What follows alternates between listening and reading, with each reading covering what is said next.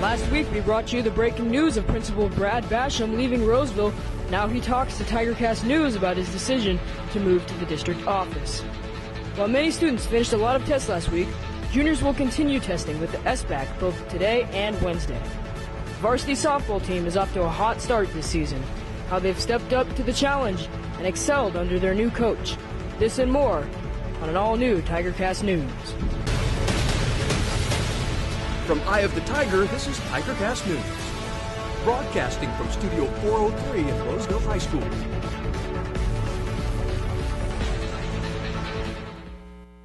Good morning and welcome to an all-new TigerCast News. I'm Josh Carson. And I'm Graham Stauffer. We begin with the developing story first brought to you last week. Principal Brad Basham announcing that he will leave Roseville High at the end of the school year for a position with the district. Daniel Wetter joins us in the studio with the story. Yeah, thanks, Graham. Last week, I was able to sit down with Principal Basham for an interview about his time here at Roseville. He talked about everything from his successes to his mistakes. The year is 2006. The newly appointed principal of Roseville High School knows he has a big job ahead of him. When I first came here, I think that there was a feeling that Roseville High School kids weren't able to compete or to achieve at the same level as students at some of the other schools in the local area, and I never believed that. That year, just over 30% of graduating seniors were eligible to attend a UC or CSU. And on the horizon, the worst economic collapse since the Great Depression. At one point, the market fell as if down a well. But in 2006, Brad Basham didn't know what the future held. The Oakmont graduate who grew up in Roseville felt at home at the high school on the hill. When you think about my career, I've always returned to Roseville High School. Basham has been an educator for 25 years, climbing the ranks, eventually becoming principal of RHS, where the rich history of the school provided a challenge not seen on other campuses. It's a combination of trying to honor the rich history, the tradition, and the multi-generational families that are connected to Roseville High School. At the same time, embracing what's new and trying to blend those two worlds. Over the past 8 years, Roseville has gained respect for academics not seen before. Last year, nearly 70% of students were eligible to attend a UC or CSU, more than double the amount when Basham started. I think that today, Roseville High School is a much better place than it was 8 years ago in terms of just believing in ourselves. But there were challenges too. Roseville is in year 4 of program improvement, and one of Basham's notable programs for fighting that, an intervention period called PAUSE, was plagued with issues, so much so that it was voted down by teachers. Sometimes you make some mistakes. The intention was pure. And in 2008, the economy soured, gutting the state budget. We were very conservative, and we tried to make cuts as far away from the classroom as we possibly could. But it's not the stats Principal Basham will remember. He says the relationships with students and staff were far more important. But we're in a people business, and so if we don't have relationships, then that's part of the formula. It's about rigor, and it's about relevance. That's the learning aspect of it, but it's also about the relationships. Basham will be the Director of Personnel Services for the district and has a goal of becoming superintendent, the top job. But for now, he has advice for the next principal of Roseville High School. Don't try to change everything overnight. There's some things that we're very proud of. Meanwhile, the search for the next principal has begun. Basham says he has no idea who it could be, but indicated that someone from inside the district could get a leg up. Graham? Thanks, Daniel. Roseville High School is establishing a new graduation requirement for seniors starting next school year.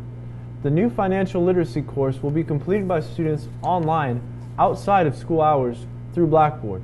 The class aims to better prepare students for dealing with important financial decisions they'll face in young adulthood. It gets them ready for life after high school in terms of when they have to make decisions on buying a car, savings accounts, how to fill out their tax W-4s when they get a job. It's very beneficial for students, especially juniors and seniors. Last week, class officer election results were announced. For the 2014-2015 school year, ASB officers were also selected, with Emma Slack as president, Maddie Pilgrim as vice president, Nicole Kern as secretary, and Julia Crawford as treasurer. Peer helping teacher Valerie Erb recently finished putting together a book that shares stories from the lives of students who have gone through her class over the last 2 years. So what we found is if we write it, we might be able to pay it forward to other kids that don't have a connection to our campus to hear this story, that they could find comfort in hearing another student's story, knowing someone else has walked in their shoes. This week, special awards will be given to students who have been recognized by their teachers for their outstanding achievements in and out of class. The Tiger Pride Award focuses on honoring those students who have shown initiative and exhibit leadership. I got my first award from Mr. Basham for doing the spring clean, and he just kind of made it more specific towards what I accomplished with the Rose Club, and it was just very personal, and it felt really special receiving the award. No collaboration today? Next, why you won't be getting out of school until 2:30 after these messages. When you don't watch the TigerCast, you don't receive an important message about train safety. When you don't receive important messages about train safety, you don't cross tracks at designated crossings. When you don't cross tracks at designated crossings, you start blasting hip-hop music. You better check yourself or you wreck yourself, 'cause I'm bad for your health. When you start blasting hip-hop music, you can't hear a train coming up from behind you. When you can't hear a train coming up from behind you, you get ran over. When you get ran over, well, you know. Watch the TigerCast. Don't get ran over. You are the 101st class to walk across this stage. Always remember, you're a Tiger. Congratulations, graduates.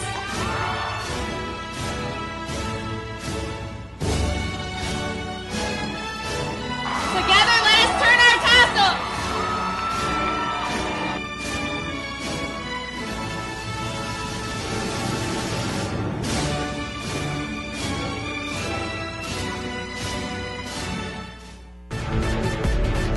More testing for the juniors, but this time it will be on Chromebooks. Common Core is here as juniors take a new standardized test. Tyler Roberts has the story. Common Core is here, and it is bringing a new test to Roseville High School, the SBAC. It's also bringing a new way of testing for juniors. We were able to train all of the juniors on Tuesday when we first administered the English portion of the EAP test. On that day, we brought all the juniors into the J.B. Gale Theater, gave them the Chromebook, gave them an opportunity to practice, go on to the field test, see what it was like so they can gain that exposure. Most of the juniors have already used Chromebooks in a lot of their classes, as you've said. So I think as far as the training goes, absolutely they're going to be ready. First period, we basically went over a slideshow that Google made, and it just showed us a lot of like safety tips and like just how to use it in general. Because of the testing, some classes won't be able to use the Chromebooks.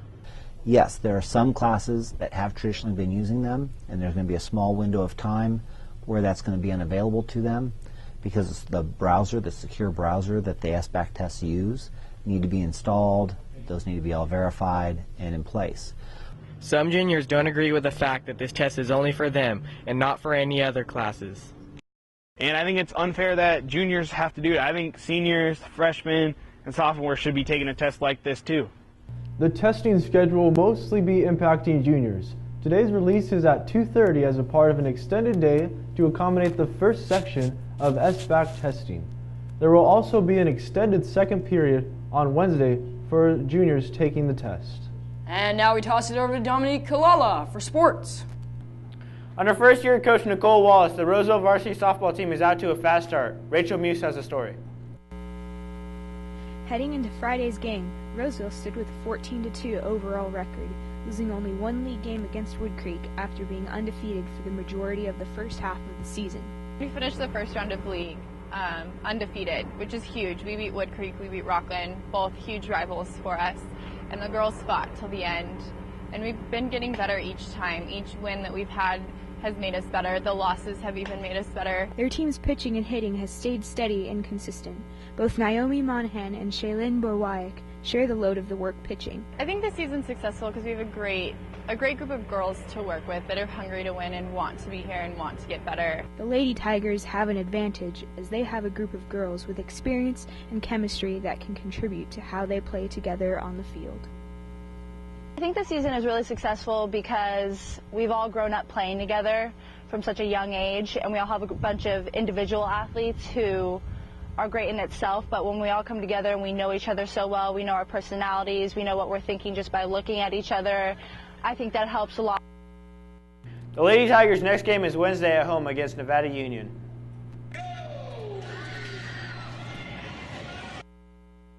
While the rest of the school was taking standardized tests last Tuesday, the class of 2014 were participating in the Senior Olympics. The Olympics consisted of several team competitions, including chugging 2-liter bottles of soda, facing off in the Chubby Bunny Challenge, and modeling in a beauty contest. 11 teams entered the competition, but one team came out victorious. Uzma Kappa edged out the Patriots by 1 point for the first place finish. Last Saturday, teachers and students from RHS participated in Run Rockland, a race benefiting the Matt Redding Foundation. They ran either the 5K, 12K, or the half marathon. Teachers Denise Weiss, Jessica Fork, and Lisa Vaquero, as well as fellow students and their parents, are representing RHS in the run. It's still awesome race, not too big, and it's a you run through beautiful area, neighborhoods, and it's just nice the community, you see families out there and everybody's cheering you on, and it's a really nice race. Back to you, Josh. We want to make a revision to a story we reported on last week. Interns in the ROP nursing class do not actually bandage wounds. That is exclusively handled by the school nurse. Instead, they simply take temperatures and work on medical paperwork. And there's a new way to get the latest news and sports from TigerCast News and Eye of the Tiger. Sign up for text alerts. Just text at IOF to 916-546-4412 for Roseville High School breaking news and sports. You can also follow us on Twitter at EOT News. That's it for us today on TigerCast News. We'll be back after spring break. Remember, we're always on at eyeofthetigernews.com. See you next time.